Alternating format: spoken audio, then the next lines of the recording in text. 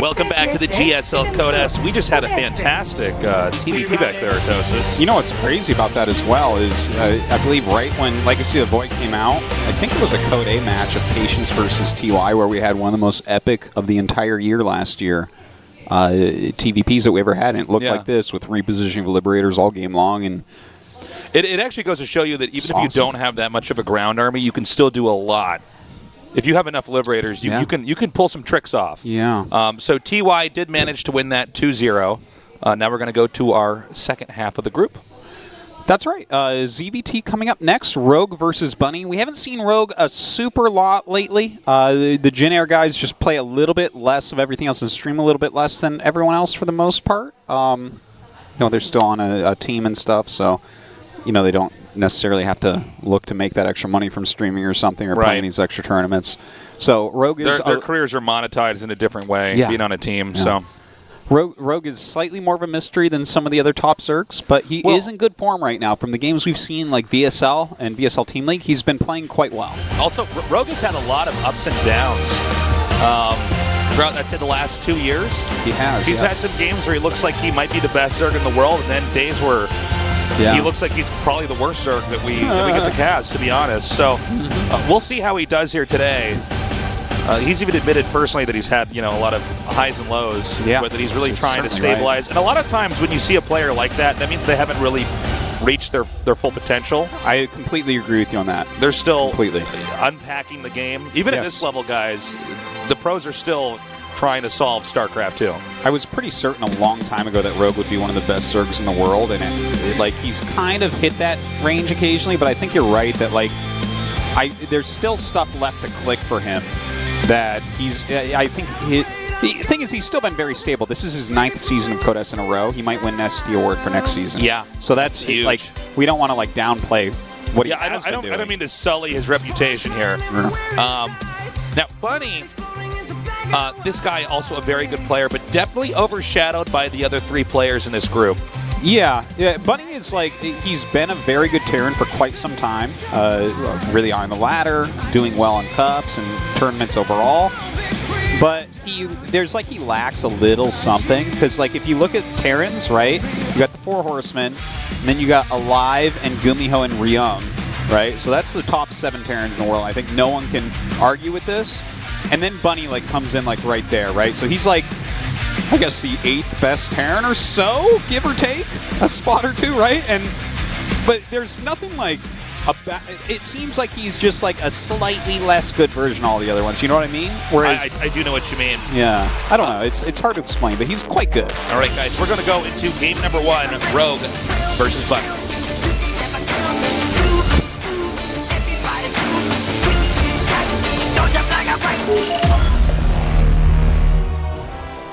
In the bottom right, in the blue, he is.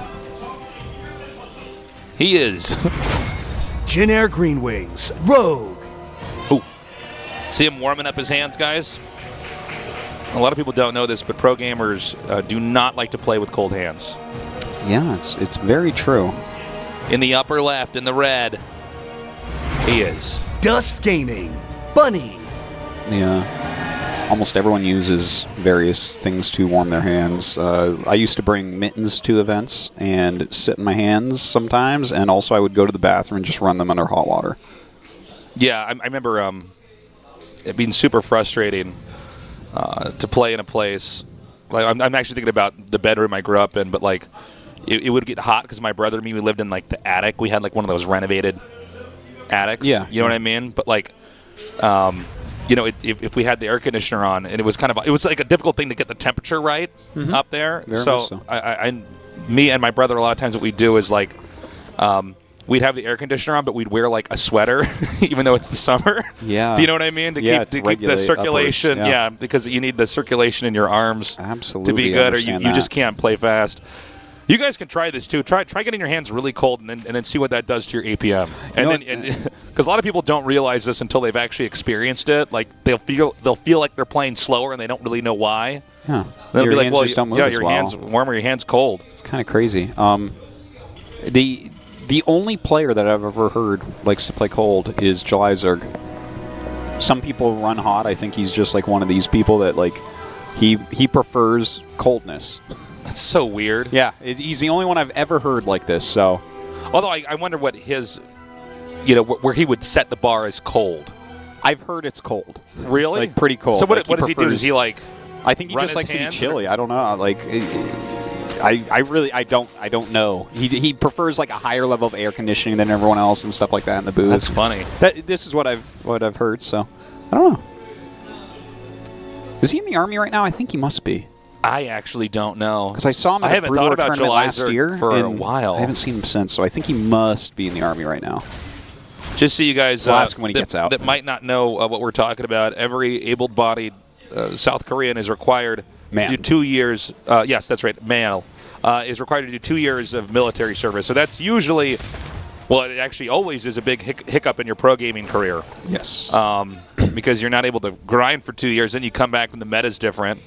Or there's another expansion of StarCraft 2 out. Or you just couldn't play that much. Yeah. And you got to, if you ever stop playing, your skill deteriorates very, very quickly. Yeah. Now, let's talk a little bit about these strats.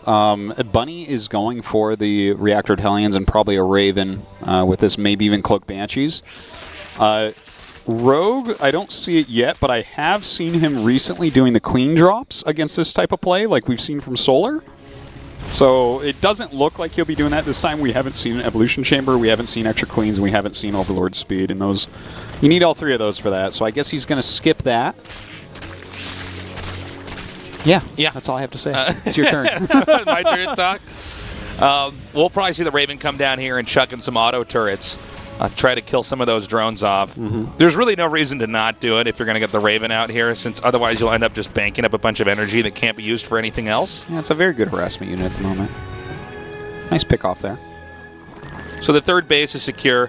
This we've seen more and more of with Terrans, is getting Cloak after the Raven is out for a delayed Banshee to come out and start doing some harass. And this is actually a theme that it's a lot older than I think people realize. It's actually, if you go all the way back into Brood War, there was this weird period where all the Protosses would Reaver drop Terrans to the point where Terrans were basically just ready for it. Mm-hmm. So then what they do is they'd expand or take 3 bases and then Reaver drop them, and it started to do a lot of damage because the players will factor out that this is going to do, that this is coming for them, right? Yeah. A lot of times in RTS, if you survive any initial aggression, then you go non-stop into production. Good job here. Actually takes out about 2 drones. Mm-hmm. And so sometimes when the Banshee comes in a little bit later, especially when it, for instance, these Hellions are coming in and poking in the front, you can do a lot of damage. This time not going to be able to get as much as he wants because of 5 roaming queens. But also, by the way, he'll be back. Rogue is basically ready for whatever Terran's going to throw at him. He's played a very good game so far. That's right. He's going into his spores and getting that Warren, getting his layer up. So really all the tools that he needs to defend against this are going well. The one thing we need to see is Evolution Chambers very quickly. And looks like he throws them down right now, so that's quickly enough. Okay, here come the Ravens now. Firing at some of these drones. He does get 1 kill there. And it's basically always better to just run from the auto turret because it doesn't last that long. Good job, by the way. He takes out that Banshee. That's pretty huge. That's pretty solid. The layer's not even done, and he gets a Banshee, so that's sick. Yeah, keep in mind, I mean, not only is the Banshee not cheap, but the fact that you invested getting Cloak into it, and the Banshee didn't really kill anything significant. But, usually when you get something like Cloak or any kind of speed or range, it's always a good idea to get it because it should pay for itself as the game goes on. It's just such a good ability to have. Yeah. But in this case, he just lost the Banshee, so that's pretty bad for Bunny. It's a rough one. Big pill to swallow right there, Tasteless. 4th? You like that? Yes. Okay. You poet, you. Sorry.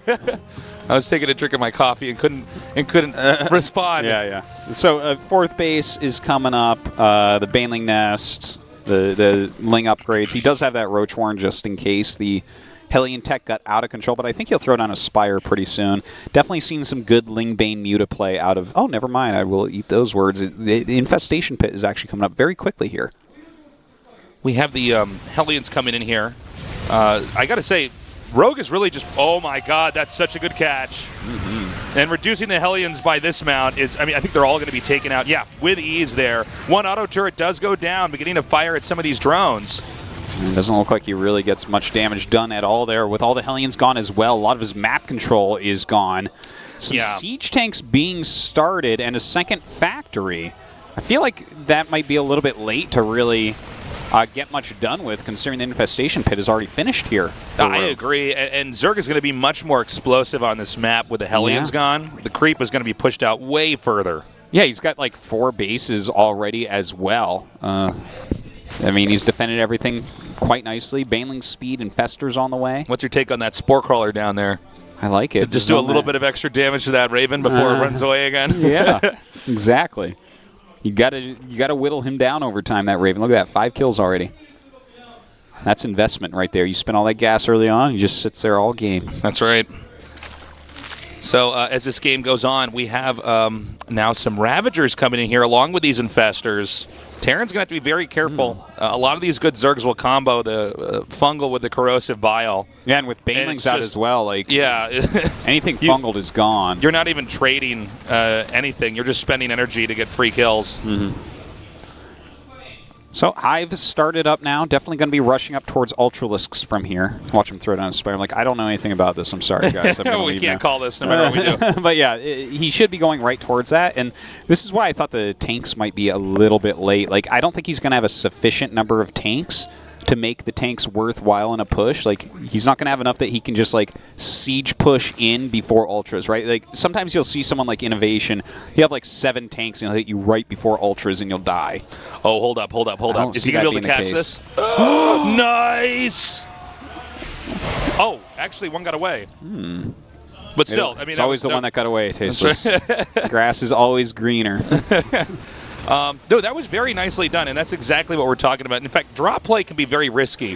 When the Zerg has this much creep spread out, Overlord's a spot on the edges of the map, and you get your Medivacs caught with a fungal. I mean, you just lose everything and have not done any damage at all. In fact, we now see Zerg almost to the point of being maxed out now. The next set of Overlords are going to come out, and then the Zerg will be maxed out. And from there, I think we're going to see Zerg just push hard, pick a fight on this Terran's 4th base. We definitely could see such a thing. Now, if Bunny sieges up, he should be able to hold on against any attacks right now. What I think that optimal play here would be Rogue getting his Ultralisks out, letting these upgrades finish, like get Chitinous Plate and get Adrenal Glands right, and continue to push this creep, because siege tanks are not going to be the most effective counter against this. Like, Rogue is getting into Supreme late game, and Bunny is making a timing attack army. So that does not line up well, I think, against what Rogue is going for. Yeah, I agree, Artosis. We have the creep continuing to spread out here. I'm getting a little bit worried for Bunny here as this game goes on. This is definitely an army that Zerg is not as interested in trying to counterattack like we'd see with Ling, Bane, Muta. Where you're trying to keep the Terran scrambling around the map to put out fires. And if you ever overextend, you get swallowed up. This is one where they are actually just okay going punch for punch against the Terran. Totally. Like, as long as the Terran doesn't have mass Liberators right here, you're going to do really well with this army. This is a ground pounder army for sure. So even getting the Spire in case of mass Liberators a little bit later on, wouldn't be surprised if we see here we go. 2-2 is going to finish up as this battle commences. Oh, my God! I think more corrosive biles hitting the Zerg army as it tore through there so quickly. Huge connections up there. Zerg, by the way, continuing to max out. He's got 5 Ultralisks on the way. Terran eating some more corrosive biles as he tries to push forward on this base. 5 Ultras being made. Adrenal just finished up as well. He's slowing him down a lot. This kind of tank-based timing attack is moving forward, but as these Ultras pop out and more Lings and Banes with them, it's going to be really hard to break through. He's got to be careful. He cannot afford to lose these Ravagers. They're very expensive units. He's getting close. This siege tank should be almost in range of this hatchery. There's more Banelings coming up here. These Ultras are almost hatching. Good scans actually driving back these Infestors. A lot of Banelings on the way right now. Lings as well. The Ultras coming down. Here we go. Chitinous Plating barely not done. Oh, God. Is he just going to barely kill off this 5th base? Well, here come the Ultras now. The Banelings spilling in. The Ultras pushing forward, but Bunny's reinforcements are coming in here from the back. Oh, man, those Ultras getting on top of absolutely everything, and the siege tanks might not be enough to hold on. Some good corrosive biles coming down, clearing out the rest of the Liberators. Yeah, Zerg's got a very tech-heavy army. He needs to get some more Lings to come in here with this, and we see that coming up now. Queen's now spilling in here as well. The AI on that Ultralisk was killing me right there, man. Just running around chasing 4 Marines. Meanwhile, the last Liberator going to be picked off that does come in, and Rogue looks like he's held on. Yeah, and just barely, by the way. Yeah, there's that a point in came time where it was pretty like close. only Ravengers back there. Now, of course, Buddy can continue to try to push in here. And we have some Corruptors coming up here as well to try to combat Liberators if there are more added in with that army. We know a lot of medevacs were picked off there as well, so Terran does have to remake that. Also, Bunny has taken a 5th base now. Okay, that 5th base is going to be a point of contention, I think, here. Absolutely. That's going to be where Rogue needs to hit, and with these Corruptors, he should be able to do so. Still, siege tanks being produced. I wasn't really expecting him to continue on that siege tank deck, and in fact, he even scans and sees if there's something like a Greater Spire on the way, because if there is, then suddenly siege tanks lose a ton of their value. Absolutely. There is a Zerg army in the bottom left. Okay, it's a bunch of Lings. And he may be trying to come in here and possibly take this out, all the workers, maybe the planetary as well. Yeah, if you make a Congo line of Banelings and go around a planetary full of SCVs, man, everything dies. Yeah. Okay, off of creep right now with these Ultras. He's got to be careful because the Terran army can basically keep kiting this and even maneuver behind the minerals as we're seeing over here. That's a lot of gas and minerals. I don't know why he's out there. Yeah. Whoa! I'm not so sure about that. Okay, a little run-in with Banelings. Not too much damage done. Quick reactions coming out of Bunny. I really don't know what the story is with this one Ultra and a handful of Lings. either. And his ragtag group of Lings that are... Maybe he was doing that to make his opponent focus on micro, right? Because it feels so good to kill an Ultra with little groups of bio. So then maybe he can roll the Banes in or something. That might be one of the most satisfying things in all of StarCraft 2 is kiting an Ultralisk and eventually killing it off while not losing any infantry. You know what's even better is not microing Immortals and just watching it pop. Yeah, that's that's true. I love that feeling. Zerg is, you could see he's trying to set up to do this counterattack. I don't know if it's going to work. The bottom center base has been taken here for the Zerg. You are not breaking this. Like you can't really break Ultras on creep. Against that, I really think that you need to go into Ghosts and like Liberators and Bio and Mines and just play that very long late game that so few Terrans really end up going into. But instead, Bunny is Mr. Siege right now. Okay? He's bald. He's on a can of cleaning fluid, and he's Mr. Siege. He's got siege tanks, Liberators, and Moss, and that's his army, basically. He can hit you from very far away right now. Well, he's going to make it a lot tougher for the Zerg to actually push in. And in fact, he might even be trying to push out with this. I thought he was going to stay back for a little bit more, but I guess if he is maxed out, he might try to do something here. Keep in mind that the Zerg is eventually going to have to start expanding to the bottom left or the upper right, which are not impossible to take, but not easy either. What are with these Ultras? No, I don't know. He always has 1 to 2 Ultras with like 5 Lings moving around. Yeah. And they're not doing anything, by the way, so we're still kind of scratching our heads. Too much. Like, maybe it's just because Bunny's so good that they're not doing much. I'm not exactly sure, but Bunny doing a little bit of harassment down here while trying to push through the center area, but he is going on to creep a little bit. That's a scary army. It's got a lot of long-range, high-damage units. So, Abyssal Reef, that was a really good targeting there. Abyssal Reef is comprised of a lot of valleys, which can make it tough against the Terran army because most of what the Zerg has right now is melee damage. And so Terran can make this maze that the Zerg have to run through before they can actually get in there. Now, this is interesting because it's a counterattack over here, but it's a clunkier, slower army. I don't know if this is the right play here for Rogue. I find it interesting that Banelings all turn around, and it's mostly against like Marauder tank type composition. I actually thought it was going to be the Banelings that were going to be the ones that would commit with this. That's what I was now I feel like these Ultras are kind of stuck here. Yeah, I think they are, but he's killed a base, and the Corruptors are being worth a lot of value because this is such an anti-ground army full of Liberators and Siege Tanks and Marauders. I guess if he's losing like all of his Medevacs and his Liberators, so I still think that this is a good trade for Rogue. Keep in mind, no, I think you are right. Well, the thing is, Zerg had a lot banged up. Burrowed Ultra. The Ultralisk landmine. Yeah, it's a giant pothole in the ground. Nothing to see here. the Zerg had so much banked up that as that battle was going on, he was able to completely remax. And I think now a second follow-up attack could end this game. And in fact, Bunny might even just try to push out anyways to do some damage of his own. Okay, the Corruptor is once again clearing out these Liberators really, really quickly. There's so much Zerg right here. Look at this. He's going to smash through. And more Banelings continue to come in here. This hasn't been the most cost-efficient thing for Rogue, but I'm not sure if that's really what matters at this point in time. He just has too much. GG. Rogue runs over Bunny to finish up game number 1. Okay. You know, the Siege Tank push, the initial timing, did a little bit better than I really thought it would against Rogue there. I think it's I thought for sure it would fall completely flat. Yeah, it's like, in general, this is a really good idea for the map, I think.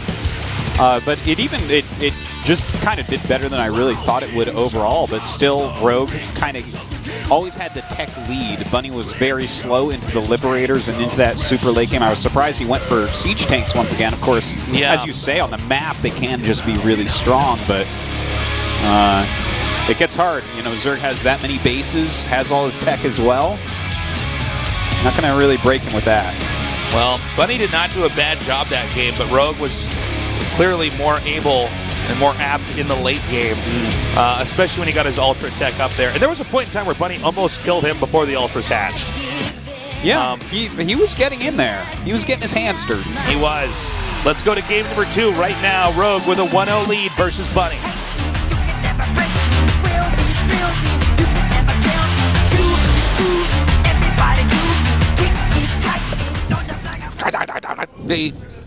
In the bottom right, in the blue, he is. Jin Air Green Wings, Rogue. What is the last part of that lyric of that song? It goes like, hey. I don't know what it is. You can never fight me. You can never fight. In the bottom left, in the red, he is. Dust Gaming, Bunny.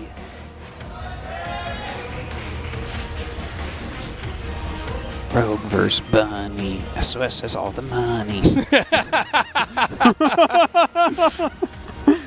Oh, man. So we have... I was wondering where you were going to go with that. I was trying to think ahead of you and like, okay, well, what would you say about these two? But then it's like the real story is that SOS has made more money than both these guys. That's the meta of the song. We have to make like really stupid verses now that is like don't have anything to do with anything. Okay. This map is kind of funny because it has made some of the shortest games that we've had and also some of the longest. I know that sounds like a strange thing to say, but it's a map that it looks a little bit basic, but it has a very wide range of games that you can see on it. Yeah. Sometimes we just have pushes where it can be either the Zerg or the Terran. They just come through, wipe out the third base, and it usually ends there. But if it goes on for longer, then it becomes like a pretty interesting split map game. It definitely gives really fun, like, super late game. It goes low economy a lot of the time because it's really hard to hold on to those fringe bases. So maybe we'll see something like that. Like, Rogue seems pretty content to play long ZVTs right now. A lot of these Zergs in Korea are doing a good job of kind of always getting into their later game tech and holding off the early Terran advances. It's interesting because it almost seems like the Zerg against Terran, they want to last as long as possible, whereas against the Protoss, they want to do a timing push. Yeah, right now. Well, I think that is the case, and here's why. I think, like, when we hit this area called, like, Supreme Late Game, which what I call is, like, basically you have the money and tech to get anything you want. Yeah. The anything you want Protoss army beats the anything you want Zerg army when two super top-level pros are playing. And then, as far as Zerg versus Terran, very few Terrans are good at going for the supreme late Terran. Like, even if they have the money, a lot of them don't want to go for the Ghost, Turret, Mine, Liberator push with a little bit of bio. It's like they have a hard time of utilizing correctly. You see someone like TY, he's going to do it magnificently. Someone like Bunny, we haven't seen him be able to use that. So Rogue is going to do really well until he hits someone like TY who will back up and maybe even in the next series snipe him to death. Well, what's funny about it is that it almost seems like Bunny did not quite have the tech necessary to go into that part of the game. It's like he had stopped teching and Zerg kept moving up. And I think it's really hard for a lot of these Terrans when you finally get to this point or I should say when Zerg finally gets to this point, where they have so much, for instance, Ultras and Banes, Corruptors, it's really when the tables turn in that matchup. Yeah, like suddenly you have an army that is going to just slaughter this lower tech stuff. The tankiness of Ultralisks is almost comical to the point where you will see them run all the way across the map, back into their base, back into the spawning location where the barracks are, and then lose the game. Yeah, it can be pretty comical at times for sure. By the way, this is a very different play. It looks the same from Bunny. He's kind of masking it as such, but there's an armory being made, more Hellions as well. So this is going to be a very strong Hellbat push with Raven support. The Raven might fly towards the main base or something to try to make something go up there, but I would imagine he wants to use the auto turrets with those Hellions, with those Hellbats, rather. Imagine if we had a game of Hellbats versus Hellmuffins, Artosis. Wouldn't that be exciting? Oh, my gosh. That would be called Mech versus Zerg, I think. Okay, he's coming up now. And no, it probably wouldn't be exciting. Just to clear that one up. Okay, he has the Queens. He sees this incoming. Hellbat's starting to walk up. He's going to have to try to kite this with the Queens. Ooh, that auto turret. Huge amounts of damage. Good transfuses. Yep. Some of the drones picked off in the fray over here. He might need to split these Queens a little bit better. Yeah. The Hellbats are not quite over to where the drones are, so this is actually not doing anything. Sick hold right there. Yeah, this is making the fool of the Terran here. And I pity that fool, Tasteless, because he's in a lot of trouble after that failed attack. Yeah. He's got 0 map control. Basically, he's got a Raven that can fly around, but Rogue dealt with this perfectly and can easily go into upgrades at the same time as Terran. He can kind of turtle up against everything, tech to whatever he wants. This is a very good spot for Rogue. Yeah, this is really exactly what Rogue wants to do. If you're a Zerg player and they do something like this to you early on and you stop it, you know you're going to be on easy street going into the later part of the game because there's way less opportunities for Terran to try to punish you. Yeah. You're going to be on Easy Street, and they're going to be in Trouble Town, Artosis. Yeah, you're going to be on Easy Street in the corner of Protoss Lane. Yeah.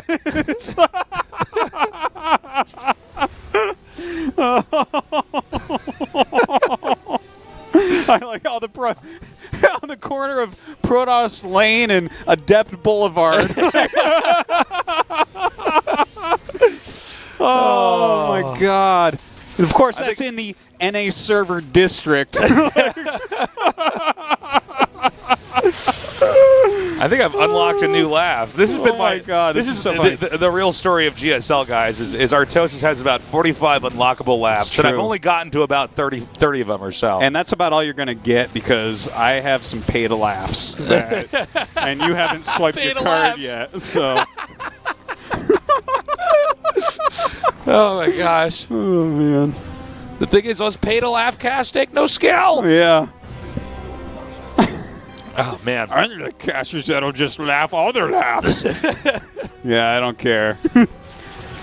Stim's almost done. Oh, man. I am wondering if the third base for Terran is going to eventually be attacked here by the Zerg. Since the Zerg invested everything into those Hellbats early on, he doesn't have as much. Now, we need some Lings to be with these Queens. They should be somewhere. Here they come now. Well, there's only 4. Picks off one of the Queens, so that's actually really nice. The second Queen as well. This is actually pretty bad. The Zerg army wasn't quite stacked up there, and it looks like he wanted to do a counterattack here.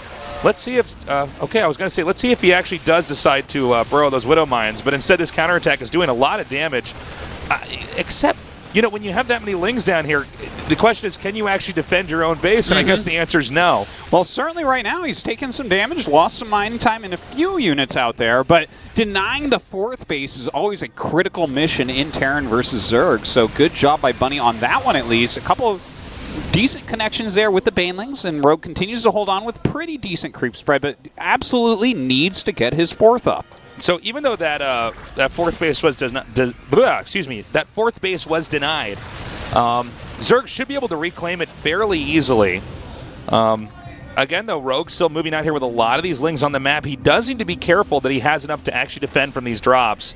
Even in that initial attack where the 4th base was denied, I think Zerg actually had enough, but it wasn't all in the right location. We saw like 4 of the Lings come up, and it wasn't quite when the Queens recovered, and he then was the like rest of the Lings to got there. Yeah, he was trying to counterattack as well at the same time, and it wasn't as clean as it should have been. No, you're right. And the creep spread would be quite a bit further. But now Bunny continuing to push this creep spread back. Look at this, harassing in 3 places at once. He's pushing creep, dropping an auto turret. He should target, though, with that instead of hitting the Overlord. Yeah. There's always more to do. Another drop here in the 3rd base. Hey, this is some sick multitasking out of Bunny. Definitely got to hand it to him here. And if you did name a superpower for Bunny, it would be his Medivacs. Like, he is, when he gets into this type of rhythm, you can see he does quite a nice job. Okay, he's denying this drop over here. The Mutas do come in here and manage to take out that Medivac. So the upper harass has been denied. In fact, these Medivacs may have to back up, because if the Mutas actually do connect with them, it's going to be very problematic.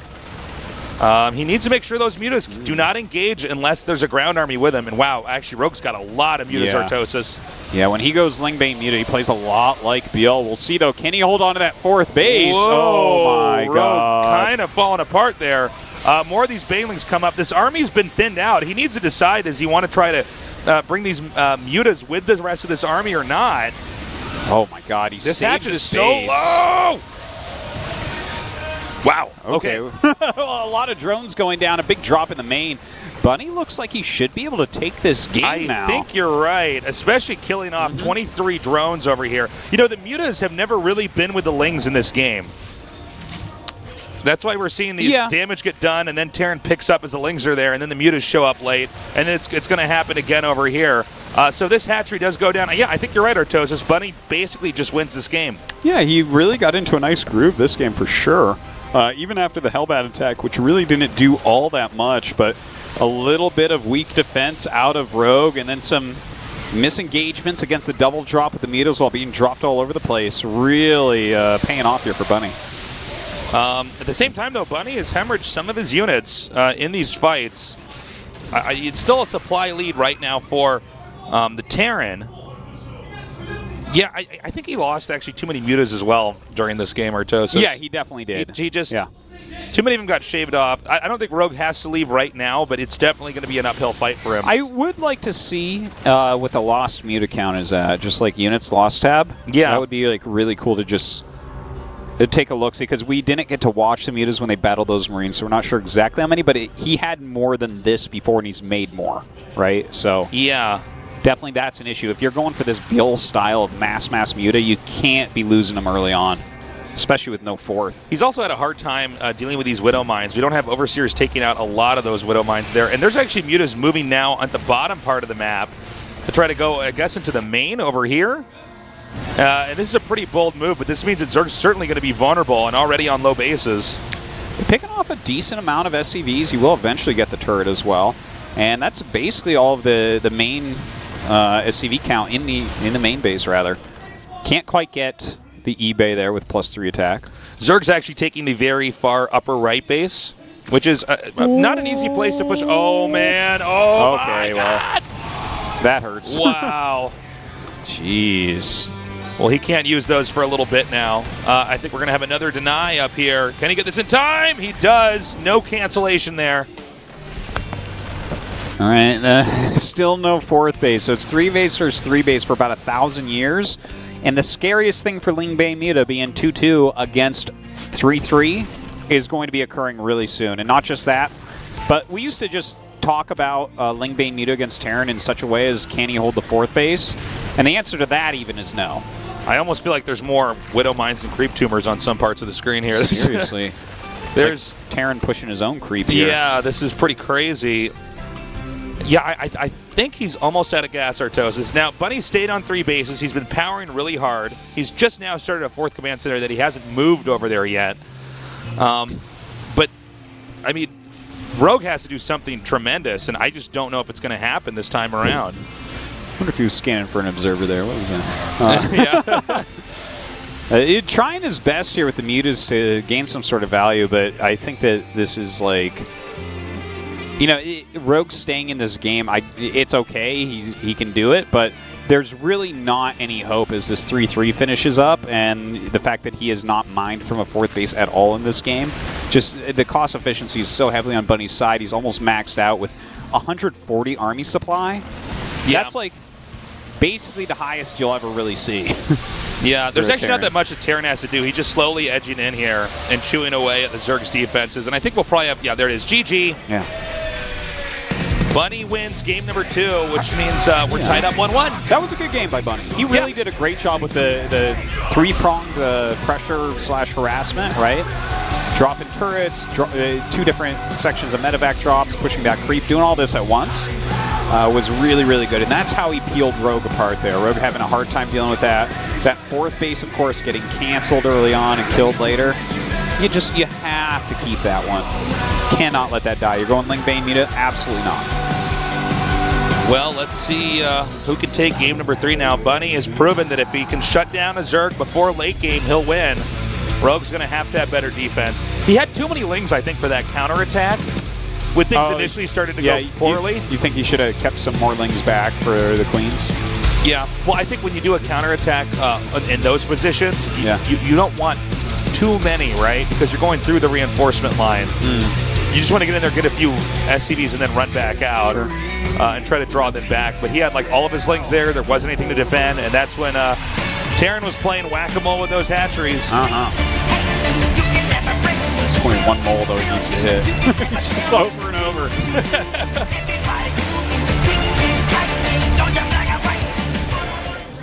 In the bottom left, in the blue, he is Jin Air Green Wings, Rogue. Looking really awesome in game 1 and game 2 a little bit less so. in the upper right, in the red, he is Dust Gaining, Bunny. Looking really great in game 2. Game 1 a little less so. This is a map where it could be a pretty long game, which might be good for Rogue.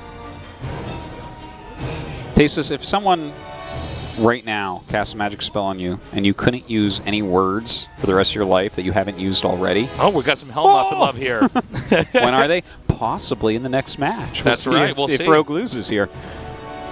I'm sorry, what were you saying? If a wizard came to the studio and he cast a spell upon you and he said... And his name was Archmage Danny. Yeah, that's it. Yeah. Archmage the Tosis. Yeah. And you could no longer say any new words. You could only use words that you've already used. Yeah. How upset would you be? I think I'd be fine because I talk a lot. I've already used a lot of words. I definitely would be okay. Okay, now how about this? I wouldn't be able to use all the hip new words the kids are saying. How about this, though? Yeah. And you don't even have to think about it. It just automatically happens. But you can only say sentences you've already said. Oh, no, that gets tricky. I think your casting career would be exactly the same. But like we talked about this a while back. If we just got a tasteless sounding board. Well, I'm trying to think about this, right? Like, how many times have I been like, we're going into game number 3, in the or top GG, right. he managed to do this. Well, it would be funny because you would have to, like, there would be a new player on the scene, right? Some name we've never seen. Or imagine this, like, in the finals of, like, so is your GSL champion. You couldn't say that. I'd have to say that for you. Yeah. Because he's never been champion before. Think about that. Wow. Because it would have to be sentences that You've already said. Because I was going to say if it could just be words, that'd be fine. Yeah, no. Sentences now. The sentences. That would be funny, though. Like you date someone with a name that you've never dated before. You're like, look, I have to call you Mary.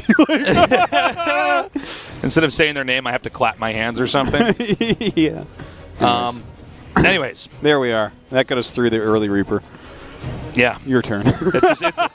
Well, there's something we really can't can't say much more about than the first Reaper coming out and not really getting anything and then running away. Yeah. Well, let's see if he does anything similar to that previous game back there. Because if you remember in game number 2, Bunny actually tried to push with Hellbats and then ended up getting behind.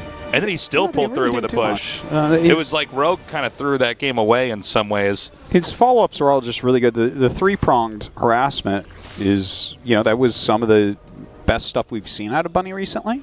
And it really paid off because he took down Rogue there. So good on him. Is he going to be able to do that here against Rogue? That's the question. I'm wondering. I think this is a map where it's a little bit harder for Terran to push out on. Yeah, absolutely. This map goes long a lot of times. Yeah. Daybreak does. It's just like, as you say, the push distance is kind of long. When you take the 4th base, it guards all the ground routes basically to all of your bases, you know? Yeah, the standard fourth, which in this case for the Zerg would be the one, the center left base closer to the middle. Yeah, it kind of covers everything, whereas I feel like it's just such a short distance from the Terran's third base on map 2 to the Zerg's fourth base, wherever that is, unless the Zerg takes the very upper right. But even then, it's a big difference. The Hellions right now continuing to poke up here. He's getting more and more, by the way. And we see that armory's coming up. So Hellbat push once again. Yeah. It didn't do so well last time. There's a Roach Horn on the way. Obviously, Roaches can do well against this. Now, will he make Roaches instantly? Because this armory is almost done. Yeah, Zerg doesn't have any way of telling if that armory's going to come up here. Obviously, if you see Hellions up here like this, you can definitely suspect something. One auto turret comes down here. Again, Bunny not really targeting. Oh, I guess he's actually going to get... Oh, he does not get that queen. Normally, when you throw the auto turret down, I guess he might, if he's going to do a Hellbat push, can kill off one queen. That's going to be helpful. But normally you see that targeted on the drones. But the fact that he didn't get that, we have a Nidus Artosis. Oh my God, you're right about that. Okay, we'll see if he gets to that, though. 8 Hellbats coming in with a Reaper here as well. Only 4 Queens. Last time he was hitting it with like 6 and some Lings. Roach is on the way, though. A couple more Queens also. Now, keep in mind, if the Zerg completely crushes this, I think a Nidus play wins the game. Yes. Because Terran's trying to transition with his tech. You're obviously not going to be making Hellbats the entire game. Well, whoa, that was... Just the fact, like, he's already held it completely, and there is no scout of this Nidus. So I am liking this position. I think you're right. He can kill him off here. Very few units. Terran sees it. There comes the Nidus. Lings are going to... Lings aren't even going to wait for this Nidus, man. Come right in. Come on, come on. Lings into that line. Okay, here we go. Oh, boy. Here we go. Oh, he actually manages to get everything out. Very nicely done, and I just don't know if there's that much that Terran can do here. He's right next to the production. We have one tank coming up. This is going to be a long hold if he does end up holding with this siege tank. Okay, tank's going to be in siege mode over here. That is a lot of Hellbats, but he has transfuses on these Queens, pushing back everything so quickly. Oh, God, the Raven the Raven died so fast, I almost missed it.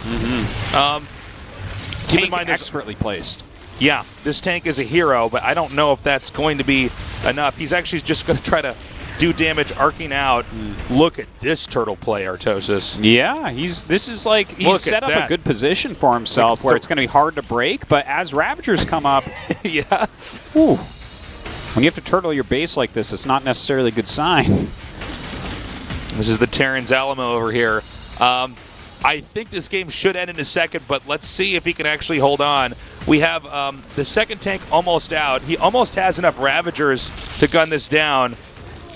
Oh, all right, here it is. 3 Ravagers up. The Queen's coming over as well. The Bile's going down onto that siege tank right now. He actually missed his first shot with that Ravager. Or he killed one of the Ravagers before it could take it out, but it doesn't matter.